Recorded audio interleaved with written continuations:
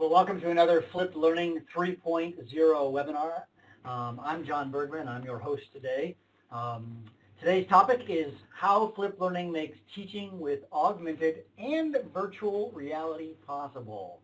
You can find more information about the Flipped Learning 3.0 webinars by going to flglobal.org. And so without further ado, let's get started. A couple of things to note here is if you are interested in interacting with us, you need to simply go into the question and answer section and make sure you direct your things to all participants. Yes. So our sponsors today, you can see the Flipped Learning mission partners here, amazing group of companies. We encourage you to use them. And as always, Cisco is providing the software for the webinar, so we're very excited about what Cisco is doing. You know, when we talk about Flipped Learning 3.0, we realize there are 5 key principles that help us to understand Flipped Learning 3.0. It's not static. Number 2, it's evolving because of 3 factors. It's emerging as a global movement. There's a new awareness, and Flipped Learning has created new opportunities. Again, today, like we did last week, we're going to focus on Flipped Learning is evolving because of these key 3 factors, and we're going to focus particularly on innovative uses of the group space or classroom innovation.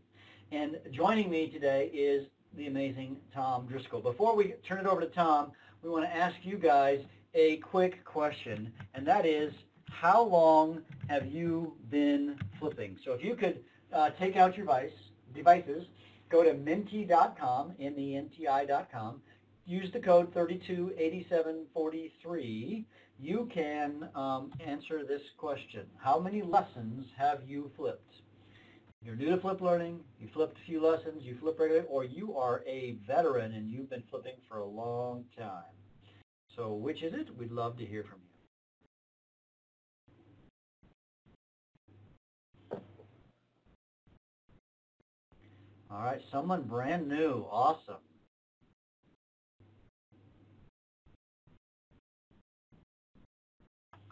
Oh, and we've got a total veteran. Nice. Okay, more new flippers. Excellent. Good to know. All right. So it looks like we've got a bit of a bimodal group as I'm seeing it here. All right. Excellent. Excellent. I wonder if those who are in the audience are more virtual reality, augmented reality fans than flipping fans. That's interesting to know if that's the case. Maybe we can ask that later on in the presentation. Well, you can continue to answer those questions, but we do want to move on. But if you've got that to that Menti 328743, there will be another question later on in the session. So without further ado, I'm going to introduce Tom. Tom is an amazing teacher, and I've known Tom for quite some time. He was a high school social studies teacher, and now he does a lot of work helping schools, district director of technology in Rhode Island, an amazing person. So Tom, welcome to the presentation. All right, thanks so much, John.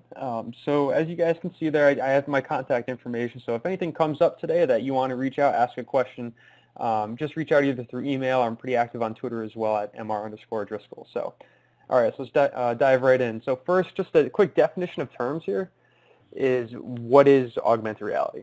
And a lot of times AR and VR, virtual reality, get used interchangeably, but they're actually much different things. So when I started to flip my class and experiment with the class time, I came across AR as a way that, just one other way that I can have students interact with content in a different way, that it could be archived and used in a more active classroom. And the way augmented reality is defined is that it's a live view of the physical, real-world environment around us, augmented with layers of technology, for lack of a better term. It could be audio, it could be video. Typically, it's a video overlay over the top of something physical. So as opposed to just viewing a screen and content on a screen, it's actually technology overlaid on top of what you otherwise normally would see in the real world. So, Tom, I got to ask the question. This is like Pokemon Go, right? I mean, right? I mean, I was a level 16 Pokemon Go guy before I finally gave it up. But, right, this is Pokemon Go. Pokemon Go is an example of augmented reality, yes. So it's right, because I could see the creatures out of my yard or whatever. Right? Exactly. So I caught them, right? Yeah. But you're going to explain how this could be used not for a game, not to say there's anything wrong with games, but to help us understand really good educational implications of this. Exactly. So the first thing we'll take a look at is some of the educational apps, or apps that can be used educationally in the augmented reality sphere. So one that I came across early on, it's an app called Quiver. They used to be called Color Mix, but now it's called Quiver. Basically, it's a way that you can have drawings that you color in, you fill out, but then once it hits the trigger with either an iPad or any other mobile device, you'll actually see that picture come alive in 3 dimensions on top of the actual desk that you drew on. So actually, I would draw. Those are the colors that I've drawn, or if I could try, is that how that works? Yeah, so for instance, that's an example of an animal cell. It was all the different shades. Say the teacher made an assignment, I want you to color this cell, this, or whatever the different parts of it are. And once the trigger hits, it actually comes up on top of the desk as it appears through the viewer, through the device. So just a way that you can actually see a 3-dimensional version of... Is it interactive? I see the little question marks. Could I click on the interactive and that shows me that's the Golgi body, or that's the nuclei, or that's the membrane, or whatever? Yeah, so there are a few different apps that have more interactive features. Actually, we'll feature some on the next slide. But if you wanted to see different layers of that AR image, they do have interactive features built into them. So the Elements 4D one on the right, one interactive feature of that is, for instance, you just take pieces of paper, fold them into cubes, or you can get the cubes from the company, and say one of them is, Na, and the other one's Cl, right? If they're the right combination, when you put them together, it actually turn into the new compound inside of those AR cubes.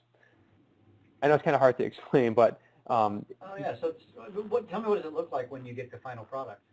Yeah, so when you look through the viewfinder on those AR cubes, like it just looks like a cube piece of paper or a hard cube.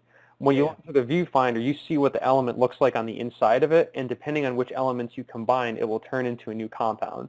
So it's a way that science teachers have actually been teaching. So say you don't actually have those elements in your class, but you want to make it more interactive and visual, you could actually use those AR cubes to do that type of experiment. That's cool. I was a chemistry teacher, and so my guess is that's K, potassium chloride. There's a 1-to-1 ratio, but if you were to do calcium chloride, it's actually calcium Cl2, CaCl2, and so it wouldn't work unless you put the 2 chlorines with the calcium, I assume. Yeah, and when I tried this out with my kids, they were explaining that stuff to me. I didn't know. I was like, because at first I was trying to put them together, like, no, Mr. Driscoll, that doesn't work. Those don't go together. So it actually won't hit the trigger if it doesn't actually. Right. You can't put a chlorine together with bromine or whatever. Yeah, because they won't work. Yeah. Okay. I'm being a chemistry geek for a moment, and I'm thinking about, oh my gosh, if I could have, this would have helped my kids learn how those ratios so much better than the ways I taught. Oh my gosh, this is awesome, Tom. Yeah. So kind of on that same science theme is the next two. One of them, which has been around for a while, it's called Spacecraft 3D. If you want to see different things from NASA, all the different rovers that they had, they would actually pop up in 3D on top of wherever you are, and you can change the scale of it. You can see different features. You can have them do different things. So I can look at the rovers, but can I explore Mars with it? You couldn't. Something? No, I think they may have layered in things that are like landscapes and themes like that, but for the most part, it's whatever satellite or rover thing that you have would actually be like going across your desk on top of it as you're viewing it. So that's been around for a while. They have another one called what's it called? It's Skyview, which has been around for a while too. That's the one where you hold your phone up to the sky and you can actually see the constellations and things.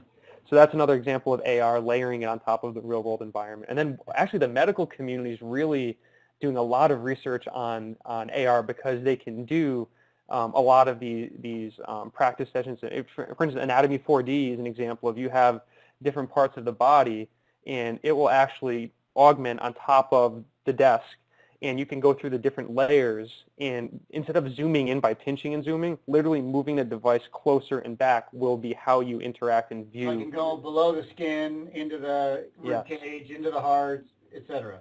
Yep. Awesome. Yep. So so just, these are just examples that are kind of more specific to a particular type of content, but I just want to show the practical uses in certain ways, and this is just the tip of the iceberg. I'm sure a lot of companies are going to start designing more of these pre-built AR experiences designed for the education market. Now, Tom, I'm looking at one of the questions. They say someone's saying, can I use an iPhone? Can they use an iPhone to do this stuff? Yes. So every app that I'm going to demonstrate in the slide deck can either be viewed on an iOS or Android device for free, or it's web-based VR. So actually when we get towards the VR section, a lot of these tools are actually designing them just to run in Chrome. So anything that runs the Chrome browser could literally run these VR simulations. So like the Chrome browser on my iPhone too. Exactly. Yep. Yeah. Yep. So you don't even need a standalone app for a lot of these. They'll just run in Chrome. Awesome. So, but that's pre-made stuff. You can like make your own augmented stuff though, right? Yes, and this is where, as an educator, you can get really creative with how you want to flip your class and offload some of the content from what would be a more traditional class setting. And it's through an app called Aurasma. So on the next slide here, I'm just going to go through a couple examples of ways I've seen or read about how Aurasma, that particular platform, it's not the only one, but it's the best one I've seen thus far with this, can be used in educational settings. So an example would be, say you want to do book trailers or book reviews. You could actually have a student or a teacher or even an author from the, if you want to do it the other way around, create a book review or book trailer and use the cover of the book as the trigger image. So then as people put their phone up to it, that video would just trigger over the top of it. So like just launches a video. So I take my phone and it's like a QR code almost really, but it's not a QR code. It's actually the image of the book. I zoom and all of a sudden this video pops up. It's the author saying, please read my book because I'm awesome or whatever. Or I reviewed this book. It's a kid saying this book is great or isn't great for the following reasons. Right? Yep. And you can make it specific to a group. So say I wanted just my class to have its own channel on Aurasma and say I connect with you as an author. You could create a specific message just for those students. So when they hit the trigger on their channel on Aurasma, it's just your specific message coming back to them. So I've actually heard of classrooms that actually do book talks with authors using this type of technology. I've also seen it for like gallery walks and exhibitions where say, I actually did this with my class. We were doing a World War II exhibit where you can make the actual artifact or the artwork that the student makes the trigger. So then if anybody comes around and hits the trigger, a video of the student explaining different pieces or parts of their artwork would actually be overlaid on top of the actual piece of art. So it could be like a gallery walk, but even if the student's not there, people could hear firsthand from the student over the top of the work. Good. Just a couple other quick ones I want to mention. Some people use it for like scavenger hunts and school tours. So different parts of the building, they'll have like a little icon say, hey, here's a trigger, see what's here. And then say it's the gym, it might be a trigger video of, a highlight reel of the sports teams or something like that. I've seen it for school tours to show different parts of the school that they want to highlight different things. But what I think is really cool is even using it in a flipped class setting where, say there are certain skills or procedures or things you want to teach kids, but have it actually, instead of tethered to a device, tethered to the equipment. So we actually had a science teacher in our high school. The different lab equipment had triggers on it, so that say you didn't know how to use a Bunsen burner or something like that. He would have a trigger there, and it would overlay a video of exactly how to use that piece of equipment in real time. I've seen phys ed teachers have done it with equipment in the gym as well. So like squat rack, they'd have a trigger how to use the squat rack, and they'd actually tag it right there into the place. And then the last one is even for parent communication. That picture to the bottom right there, that was from an elementary school. Brad Gustafson, who's an incredible principal. He would send pictures home, but he would have a channel for that elementary school. So then if the parent just hovered over that picture actually turned into a video of the staff like greeting everybody, and they would have different messages, like secret video messages that would pop out of the newsletter. So just an interesting way to engage parents. I thought that was a cool idea. Cool. Yeah, so those are some integration ideas for AR. The ones that I found most practical in my classroom were taking content that the students were creating and layering it over the top of images or parts of text that we were reading. So this first example, if you want to see the full video of how this works in action, you can go to that bit.ly there, and we'll try to put it into the chat as well. But for instance, this AR wall, we would have certain, for instance, this was a unit on world religions. So we would have a religious symbol up on the wall, but then the student would create a video explaining its historical significance, its connections to the modern day. But then any student in our class, because they're all subscribed to that AR channel, their Aurasma channel, they would hover over it, and then the video would just play. You can actually see in the before and after pictures there, just the static image on the wall, but then it hits the trigger, goes to the live video of the student explaining it. So she's watching a video of somebody explaining the importance of, I assume that's the statue in Rio de Janeiro, I think. Correct. Right. And then the significance of that statue, I assume. Yeah. Exactly. Yep. Now, what if there's two kids who make one based on the same trigger? How does that work? Yeah, good question. So that's why you almost set it up like a YouTube channel. when you set up a class channel. So typically, if you upload a second trigger image, that's the same as someone else has, an alert will pop up and say, hey, that's already been used on your channel. So they'll have to use a slightly different one. So each one does have to be unique, just like a QR code. Okay, cool. And the next one, just same concept, but this was for actually an AP European history class, and we did a lot of primary source analysis. So what we did is for each unit, we'd have certain students videotape their explanation of their analysis of the imagery, and then we would take that video, and we just used it for other ways in our flipped classroom, but I said, hey, how about I take this, and instead of just putting it on my YouTube channel, we also tag it to the images in the textbook. So actually, as they were preparing for the AP exam and they went through the textbook, they could actually take their phone and hit videos. Videos would pop up over the top of their textbook of their classmates explaining the significance of the images. That is beyond awesome. Oh my gosh! What I mean, any class could do that. I mean, you did an AP US history, but geez, that's awesome. Okay, so that's AR. I know we're going fast. Now we're going to VR. One thing, audience, I want you to know that it would be best to show you videos of how this works, but in the webinar setting, it just doesn't work very well. And so you're going to have access at the end of this to the whole slide deck, and the links to the videos are there, so you can go and watch the videos after the fact. So now, pivoting, virtual reality, a little different ball game. What is it? Yeah, so VR is, you are completely immersed in the virtual experience. So as opposed to layering virtual things on top of the real world, you are immersed in the VR. And that has some huge benefits, and I'll go over that in a few different ways. And so you got the goggles on, and you're in the world, basically. You are there. Yes. Okay, I got it. Okay, so some companies doing it, right? There are, and this is where I definitely encourage everybody watching to check these out. All of these are free. You can try them out. The first one is Google Expeditions. Some of you may have heard of that.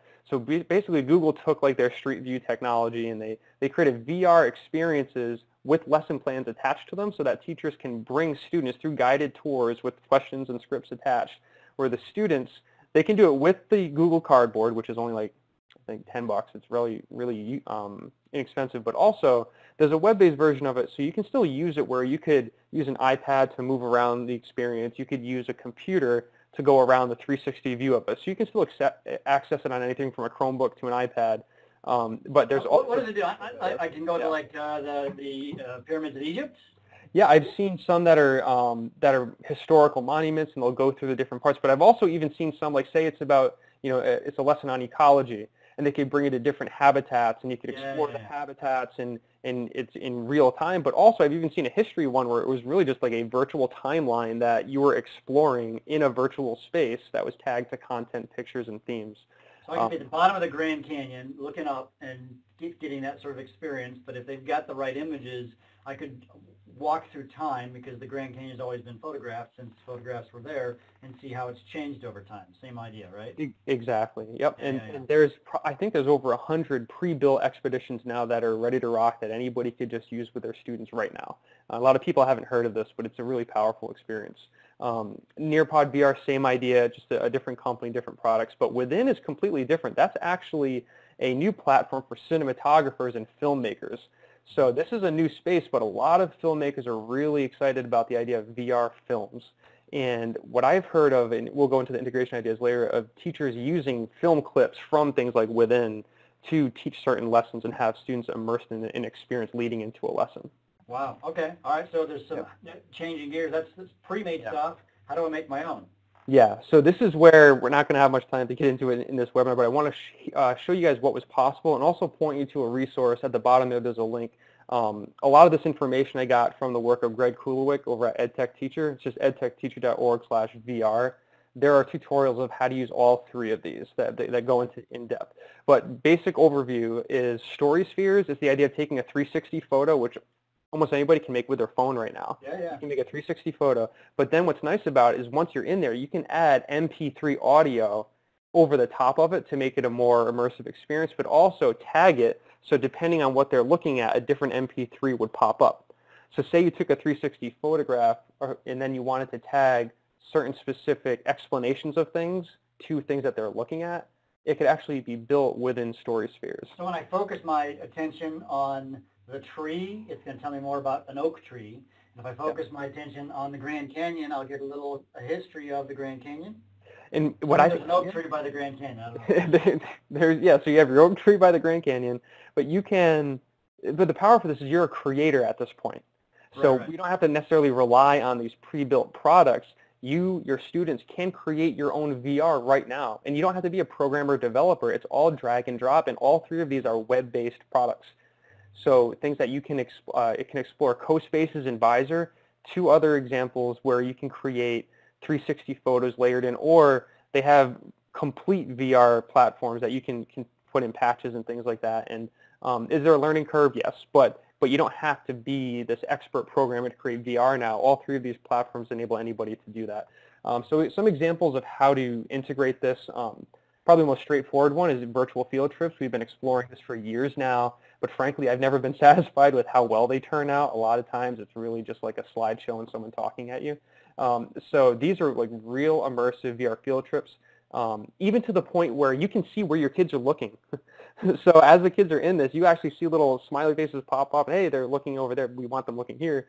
We can actually guide their view with arrows and things like that. So it's really, a teacher can control it from beginning to end and have a really immersive expedition through Google.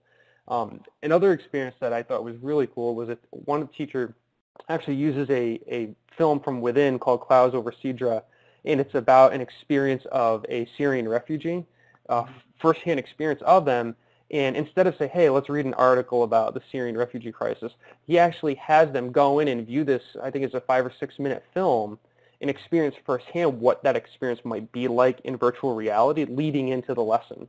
And some of the responses from the kids is that, just from an empathy standpoint, being able to experience it firsthand versus just reading or watching it is a completely different experience. So I'm in the virtual room, so to speak. I'm actually in Syria, so to speak, and I'm like in Syria. I feel like I'm looking around. I'm feeling the squalor, the image I assume there is Syria, but also some of the joy on those kids' faces or whatever it is.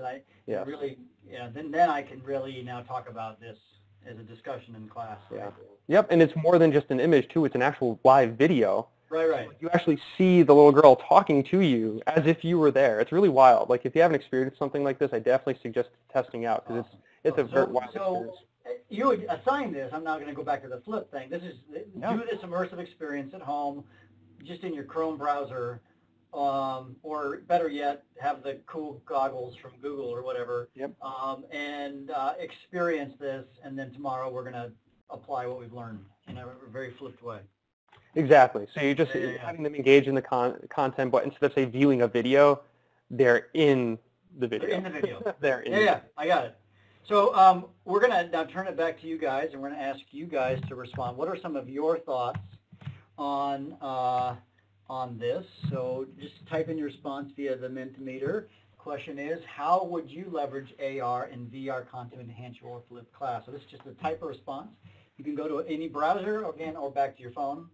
I'm on my phone, and I can just start typing. It just pulls it up. So we'd love to hear what your thoughts are. So while they're entering stuff in, Tom, what are some other thoughts? So I think one of the big shifts is going to be this as a creation tool, because we always want to move students from being consumers of content to creators. And I think that that's going to be the big shift in the next couple of years is actually having students create AR and VR as experiences and as authentic products to demonstrate understanding, along with being able to experience it firsthand. Yeah. Do you see one of them emerging more now, augmented versus virtual? It's interesting. I thought virtual was starting to pick up steam because a lot of the AR, frankly, there were a lot of technical glitches with it when it first came out. But now that those are getting solved, I think both of them are really starting to take off. And especially as the VR content becomes more rapidly produced, then it's going to become, I think, just a normal option for content for students. It won't be a novel thing in a few years. I think it's just, hey, here's a VR experience as part of our teaching toolbox. Wow. I mean, it's almost like what we had, 10 years ago when flipped learning got started, where the video was the unique thing. Now everyone's got video. The question is, how can you even enhance that? Yep. And it's really the individual, as we talk about in the flipped learning, training stuff, we talk about individual and group space. This is the individual space and enhancing the individual space in a better way so that you can make the group space even more awesome, right? Yeah, actually, I see one comment about a British literature class. Actually, if you look at performing arts with Google, there's actually an example of a virtual reality experience of, say, watching plays or orchestras or things live in the performing arts sphere, where you literally feel like you are on stage with them in real time. So that's just another example of how a lot of this content is being created, and we can leverage it in our flipped classrooms to have students experience it in new and novel ways. Good responses on the Minty.com there, right? Languages and conversations, show a parent what they're learning in class. Oh, good call. I like that. Mm-hmm. So yeah, to teach languages by adding layers with pronunciation or pictures or videos. Oh, very good. I love this stuff. Great thoughts. All right, so let's tap this up and then get to some questions. So you said you just discovered this a little bit ago. I found this today. Okay, so just to show how rapidly this is evolving, Google Expeditions isn't just VR field trips anymore. They're actually this fall going to be launching AR experiences. So kind of as I showed at the beginning of the class, having augmented reality content visible through the Google Expeditions that you can have live overlaid in your classroom. Awesome. So it's moving so rapidly. Yes. Crazy. Yep. Isn't that crazy? Yep. And then last thing, if you're interested in a lot of the research behind it, Stanford Virtual Human Interaction Lab is the place to go. They've been studying this for over 20, 30 years, and some of the projects they're working on is like empathy at scale, using virtual reality to explore things like racism and changing people's behaviors, even from ecological standpoints. And then the big one for me is childhood development with immersion. My one point of caution here is if you teach younger students, and I'm saying like say middle school and younger, definitely do your research, look at it, because they still haven't done a ton of research on childhood development in immersive environments, particularly with students that may be susceptible to not wanting to come out of those virtual environments if they're so engaging. So just a point of caution there. But if you're interested in the research, that's the best place to check it out. Awesome. So let's turn it over to some questions and answers. So I'm going to stop sharing the monitor. So, so what are the questions? Maybe you can see them faster than I can. I'm trying to find them, Tom. There we are. So the question from Gary, if you teach more than one section of the same course, do you recommend different Aurasma channels for each class? I would if you're going to have students doing similar assignments. And I say that because, actually, John, you brought it up. What if it's the same trigger image? And I did have that come up a few times where I had 3 sections of a world history class, and a lot of times they pick a lot of the same images. So yeah, if you do run into that, having one for each class isn't that difficult to set up. Okay. So we got from Hilmar, do the AR and VR change the role of the teacher in terms of being a specialist? The students can have direct contact with any specialist in any subject using this technology. Good question. That is a great question, and I think it's fantastic for the opportunity to be able to connect with other specialists from around the world and in different engaging ways. So it's really just however you think is best when you design your classroom. I'll just give you one example of, it's not exactly VR, but it's that same concept of connecting with a specialist. Is we use a tool called Flipgrid in our middle school. We actually connected with a scientist working in Antarctica on some research through a video communication platform. And I think that's an incredible use of technology, and it's a way that we can connect with experts across the world. Now, does that diminish your role as being a classroom expert? No. No, I think that your role in the classroom and as inspiring students, as questioning them, as supporting them throughout the process is hugely important, and that this in no way would diminish that. If anything, it's just going to enhance it and be able to connect you with experts from around the world. Very cool. From Alicia, I've seen AR in STEM, but not much in language arts and humanities. Are these applications in those subjects? I teach English and ICT. I guess you did address that a little bit. Yeah, yep. So I was a humanities teacher, and the pre-built stuff, you're right, there's not a whole lot. But actually, if you look up, I think one of the slides there, one of the last ones had AR, VR in EDU. That's a hashtag on Twitter. there's actually a history company that's creating history-specific VR experiences. So if you want to shoot me an email after, I can't think of it off the top of my head, but there are some companies that are creating more humanity-specific. I also mentioned Google, that Performing Arts with Google is something that's designed specifically for the humanities. The Google Cultural Institute is starting to weave in a lot of AR and VR. So there are more and more pre-packaged content that is going to be available for the humanities. Awesome. So does AR and VR, this is from Gary, integrate well with gamification? Yes. So was Gary at last week's webinar? If so, it was actually something that I was really interested in exploring. The one thing that, yeah, so great, Gary. Thanks for joining us last week too, Gary. So I was thinking about how could we, because that was some of the feedback I got from kids as I gamified my class, how could we use some of these VR and AR tools to make it more engaging in the classroom. I didn't get to the point where I was weaving it into the game per se, but I could absolutely see how it could work, especially with the VR space and VR creation, where you could actually have kids create story spheres based on the storyline of your gamified class and add content to it, add audio, add video, and you could create your own immersive virtual reality game with existing technology, which I think is wild. Like just using a phone story spheres, you could create a VR experience with your class and have students involved with the creation of it, which I think is really awesome. So we're going to wrap this up. We're about done with our briefing. Hold on, move this out of the way.